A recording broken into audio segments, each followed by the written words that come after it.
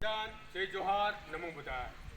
આજે Mahagujarat STC મહાસભા TV channel અહીં ઉપસ્થિત છે અને આપની સમક્ષ જે એક પ્રશ્નોત્તરી થશે અથવા તમારા આપણી સમક્ષ જે અમે રજૂઆત કરીએ છીએ એ દરેક પ્રેક્ષક મિત્રો આપ જોશો. આજ મારી સાથે સમતા સૈનિક દળના રાષ્ટ્રીય અધ્યક્ષ ગુજરાત પ્રદેશના ડીકે મકવાણા સાહેબ અહીં ઉપસ્થિત છે. તો આજે ડીકે મકવાણા સાહેબ એક જબરજસ્ત એક મુહિમ ચલાવી રહ્યા છે કે બાબા સાહેબ ડૉક્ટર આંબેડકરના જે પરિનિર્વાણ દિવસ આવે છે 6 ડિસેમ્બર, ત્યારે ડૉક્ટર બાબા સાહેબ આંબેડકર આ પૃથ્વી ઉપરથી વિદાય લીધી. અસંખ્ય દલિતો, દબાયેલા, કચલાયેલા સમાજને, સ્ત્રીઓનો ઉદ્ધાર કરતા અને આ દેશને એક અદ્ભુત સંવિધાન દેનાર આ દેશના વિશ્વ વિભૂતિ મહામાનવ એવા ડૉક્ટર બાબા સાહેબ આંબેડકરનો આજે પરિનિર્વાણ દિવસ આવી રહ્યો છે.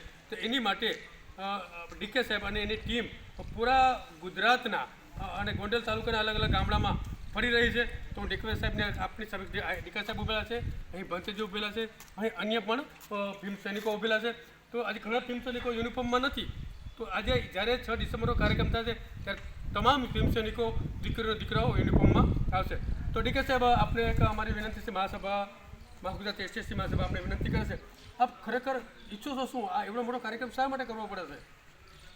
આ કાર્યક્રમ કરવાનું ગુજરાતની અંદર સમતા સૈનિક દળ ક્યાંક લુપ્ત થઈ ગયું છે અને બાબા સાહેબની જે વિરાસત છે એ લુપ્ત થતી જાય છે.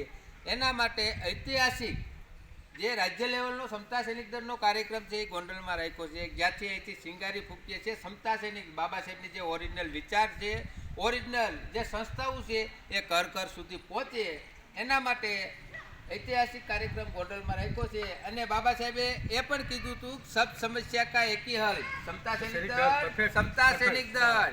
ઘર ઘર એક સૈનિક હોય ને તો સાહેબ કોઈને કોઈ સંગઠન બનાવવાની જરૂર નહીં પડે. તમારા અધિકારો છે ને આપમેળે તમારી પાસે આવી જાય છે. આવી બાબા સાહેબ આપણને સંસ્થા આપી ગયા છે. એ સંસ્થાને ઉજાગર કરવા માટે અત્યારે ગોંડલમાં રાજ્ય લેવલનો કાર્યક્રમ થવા જઈ રહ્યો છે. તો આપ બધા પણ આ કાર્યક્રમમાં સહકાર આપો. સર એક મિનિટ, આજે જે સમતા સૈનિક દળ છે